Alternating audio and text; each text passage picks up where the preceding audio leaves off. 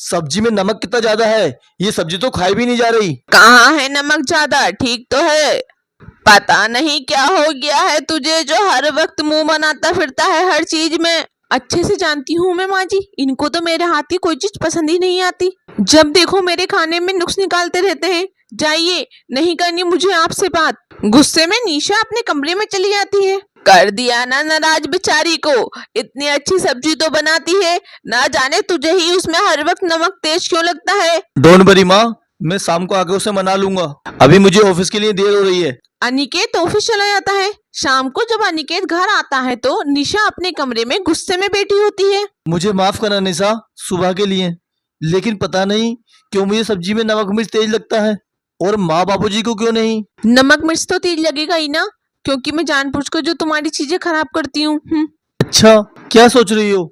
अब गुस्सा थूक भी दो ना निशा। ये देखो मैं कितनी अच्छी साड़ी लाया हूँ तुम्हारे लिए। अब तुम जल्दी से तैयार हो जाओ, हम दोनों डिनर के लिए बाहर चलते हैं। डिनर पर? अच्छा ठीक है। अच्छा, ये हुई ना बात। अब ये लो, ये साड़ी पहन के तैयार हो जाओ, तब तक मैं फ्रेश होकर आता हूँ। अनिकेत बाथरूम में चला जाता है और निशा वो साड़ी बीच में से फाड़ देती है। फिर अनिकेत जब बाहर आता है तो देखता है कि निशा गुस्से में खड़ी होती है। ऐसी साड़ी लायो तुम मेरे लिए फटी हुई, न जाने किस पटरी से उठाकर ले आए। मुझे नहीं जाना तुम्हारे साथ कहीं भी। वो गुस्से में सो जाती है। अब बूढ़ी सास ही खाना बनाती है। अब अगले कुछ दिनों तक वो अनिकेत से बात नहीं करती है। अनिकेत उसे मनाने की बहुत कोशिश करता है, लेकिन वो उसकी बात नहीं सुनती। और फिर कुछ दिन बाद मेरी फाइल कहाँ चली गई? अरे निशा, तुमने मेरी फाइल देखी कहीं?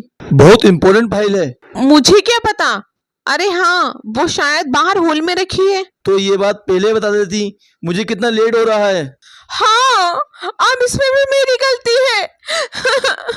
जाओ अब यहाँ से। सॉरी निशा, मैं भी लेट हो रहा हूँ। मैं चलता हूँ, शाम को आके बात करता हूँ। उसके जाते ही वो अपने घड़ियाली आंसू पोंछते हुए कहती है, शाम तक मूड बात करने लायक होगा तब बात करोगे ना। पहले अपने बॉस के गुस्से का सामना करो और फिर आकर मेरे गुस्से का करना। मैं इतनी आसानी से तुम्हें चैन से रहने नहीं दूंगी। पूरा ससुराल बर्बाद कर दूंगी मैं। अब धीरे धीरे निशा अनिकेत से काफी दूर होने लगी। अब वो जानबूझकर उसके हर काम को बिगाड़ती और उसे परेशान करती। यहाँ तक कि अब वो उसके साथ एक कमरे में भी नहीं रहती, वो अलग कमरे में रहने लगती है। अब वो अपनी मर्जी से कहीं भी जाती और घर के कामकाज को हाथ भी नहीं लगाती। उसकी इस आदत से उसकी सास भी अब काफी परेशान रहने लगी। और फिर एक रोज, बेटा सच सच बता, क्या बात है? तेरे और निशा के बीच सब कुछ ठीक तो चल रहा है ना? बहू अक्सर उदास रहती है और मुझे ये भी पता है कि तुम दोनों अलग अलग कमरे में सोते हो। माँ, झगड़े तो हर पति पत्नी में होते हैं। ठीक है बेटा, लेकिन तू उससे लड़ाई मत किया कर। वो तेरे लिए ही तो सब कुछ छोड़ कर आई है ना। आखिर ऐसा क्या कारण था जो निशा अनिकेत से उखड़ी उखड़ी रहती थी और वो क्यों अपने ही ससुराल को बर्बाद करने पर तुली हुई थी? ऐसे ही कुछ दिन बीत जाते हैं। अनिकेत हमेशा ही निशा को खुश करने की कोशिश करता रहता। वो कोई ना कोई गिफ्ट या उसके लिए खाने को कुछ न कुछ लाता रहता। एक दिन निशा की तबीयत ठीक नहीं होती, तब सब लोग उसकी सेवा में लग जाते हैं। ये ले बहू, पहले ये दलिया खा ले, फिर ये दवाई खा लेना, तुझे आराम हो जाएगा। और बहू, ये नारियल पानी भी पी लेना, शरीर में थोड़ी ताकत आ जाएगी। तेरे लिए ये काजू बादाम भी लाया हूँ, इन्हें भी खाया कर। लेकिन माँ बाबूजी, इन सब की क्या जरूरत थी? लेकिन जब बच्चों की तबीयत खराब होती है तो माँ बाप को तो ध्यान रखना ही पड़ता है ना बेटी। अब तो आराम कर, अगर कुछ चाहिए हो तो मुझे बताना। उनकी बातें सुनकर निशा भावुक हो जाती है, लेकिन फिर वो अपनी भावनाओं पर कंट्रोल करती है। शाम को अनिकेत ऑफिस से आता है तो वो भी उसका खूब ध्यान रखता है और अब निशा के मन में भी उसके लिए प्यार पनपने लगता है। लेकिन एक रोज वो किसी से फोन पर बात करती है। देखो, माँ बाबूजी बहुत अच्छे हैं और अनिकेत भी मेरा बहुत ध्यान रखता है। अब भावनाओं में मत बहो निशा। अब अनिकेत को भी तुमसे प्यार हो गया है ना, तो यही सही वक्त है उसे तलाक देने का। अब निशा उस लड़की की बातों में आ जाती है और उसके कहने पर अनिकेत को तलाक के पेपर भेज देती है। अनिकेत निशा से बात करने उसके घर जाता है। वहाँ उसे अनीता मिलती है जो उसकी एक्स गर्लफ्रेंड थी। अनीता, तुम यहाँ? हाँ, मैं। ये सब मेरा ही प्लान था। निशा जो भी कुछ कर रही थी वो सिर्फ मेरे कहने पर ही कर रही थी। तुमने मुझे छोड़ा था ना, तो उसका तो बदला एक बहन लेती ही। बहन? हाँ, वो मेरे मामा की बेटी है। क्या लेकिन तुमने उसे सारा सच बताया कि मैंने तुम्हें कब छोड़ा? ब्रेकअप तुमने किया या मैंने? क्या तुमने उसे बताया कि ये ब्रेकअप तुम्हारी वजह से हुआ था? क्योंकि तुम शादी के बाद मेरे माँ बाप से दूर रहना चाहती थी और चाहते थे कि शादी से पहले उनकी सारी प्रॉपर्टी तुम्हारे नाम हो जाए। तभी वहां निशा आ जाती है। क्या? लेकिन इसने तो मुझे बताया था कि तुमने इससे ब्रेकअप किया क्योंकि तुम्हारा इससे मन भर चुका था। अनीता, ये जो कुछ भी कह रहे हैं क्या वो सब सच है? अनीता नजरें झुकाए खड़ी थी। निशा सब समझ जाती है। वो अनिकेत से माफी मांगती है और कहती है, मुझे माफ कर दो अनिकेत, जो मैं इसकी बातों में आई। सच कहूँ तो तुम्हारी अच्छाई देखकर तो मुझे तुमसे प्यार हो गया है। और माँ बाबूजी वो भी बहुत अच्छे हैं। गलत तो मेरी बहन थी, लेकिन अब मेरी आंखें खुल चुकी हैं। अब निशा घर आकर उन सब से माफी मांगती है और साथ ही अनिकेत से तलाक ना लेने का फैसला कर लेती है। अब वो उन सबके साथ खुशी खुशी प्यार से रहती है। हमारे चैनल पे नए हैं तो वीडियो को लाइक करें और चैनल को सब्सक्राइब करें और कमेंट करके हमें जरूर बताएं कि आपको हमारी वीडियो कैसी लगी। ये देखो, ये महारानी यहाँ पूजा करने का नाटक कर रही हैं और वहाँ घर देखो कितना गंदा पड़ा है। पर माँ, मैंने तो पूरे घर में झाड़ू लगा दी है। अच्छा, ये लो, अब तो ये झूठ भी बोलने लगी।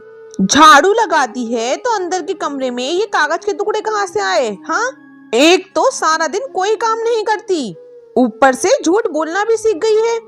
उफ, मैं तो तंग आ गई इस लड़की से। न काम की न काज की, दुश्मन अनाज की। इतना कहते ही लीला ने मीना के गाल पर एक जोरदार तमाचा दे मारा और फिर मीना रोते हुए घर से बाहर चली आई। मीना के घर से कुछ दूरी पर एक नदी बहती थी जिसके पास ही एक पीपल का पेड़ था। मीना जब भी उदास होती या उसकी सौतेली माँ ललिता उसे मारती तो वो इस पीपल के पेड़ के पास बैठकर खूब रोती। मीना की सगी माँ की मौत के बाद उसके पिता राजेश ने दूसरी शादी कर ली थी और लीला ने आते ही मीना पर जुल्म ढाना चालू कर दिया था। राजेश काम के सिलसिले में अक्सर घर के बाहर ही रहता था और बस इसी वजह से मीना का साथ देने वाला कोई नहीं था। मीना अपने ही घर में बिल्कुल अकेली हो गई थी। माँ, कहाँ चली गई तुम? ये नहीं माँ, बिल्कुल भी अच्छी नहीं है। वो मुझे रोज मारती है और घर का सारा काम भी मुझसे करवाती है। माँ, तुम्हें तो पता है ना, मैं कभी झूठ नहीं बोलती। मैंने सच में सुबह सुबह ही पूरे घर में झाड़ू लगाई थी, पर वो तनु है ना, उसने मेरे झाड़ू लगाने के बाद जानबूझकर कागज के टुकड़े कमरे में फेंक दिए, मेरी मार बढ़वाने के लिए। तनु लीला की सगी बेटी थी। जब मीना की माँ ललिता की मौत हुई तब मीना बस 2 साल की थी। उसके बाद राजेश ने मीना की परवरिश के लिए ललिता से शादी कर ली, लेकिन राजेश लीला की सच्चाई से अब तक अनजान था।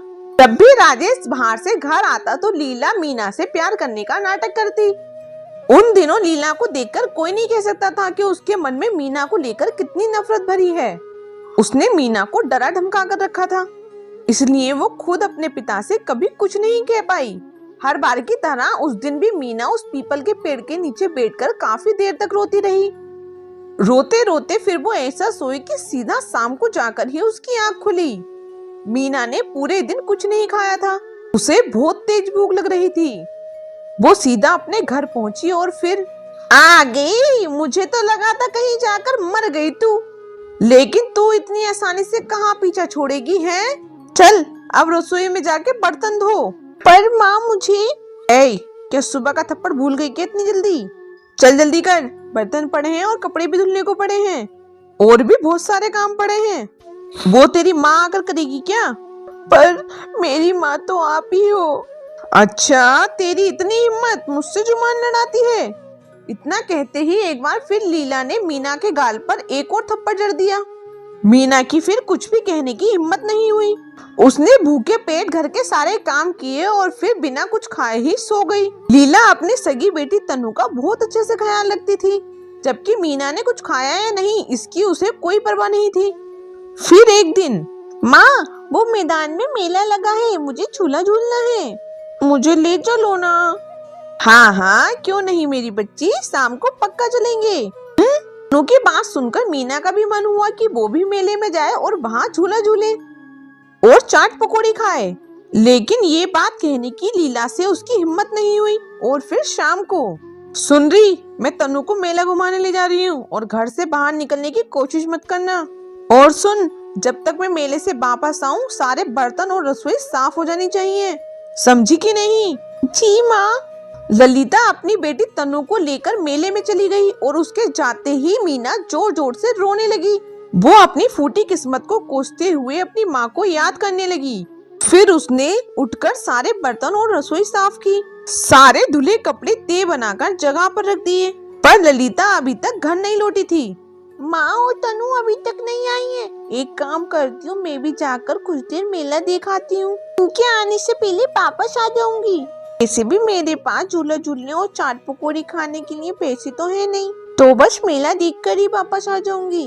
मीना थी तो एक बच्ची ही, मेला देखने का बहुत मन था उसका, तो वो घर पर ताला लगाकर मेला देखने चली गई। वहाँ पहुंचकर उसने देखा कि ललिता और तनु तो एक बड़े से झूले पे बैठकर बहुत मजे कर रहे थे। वो बेचारी वहीं छुपकर बस उन्हें देख रही थी। उसकी आंखों में आंसू थे। तभी एक बूढ़ी औरत मीना के पास आई। बेटिया, एक बांसुरी खरीद लो ना। अरे वाह अम्मा, आपके पास तो कितनी प्यारी प्यारी बांसुरी है, जैसे कान्हा जी के पास होती है। पर मैं ये बांसुरी नहीं खरीद सकती। क्यों? ऐसा क्यों बिटिया? मेरे पास पैसे नहीं है अम्मा।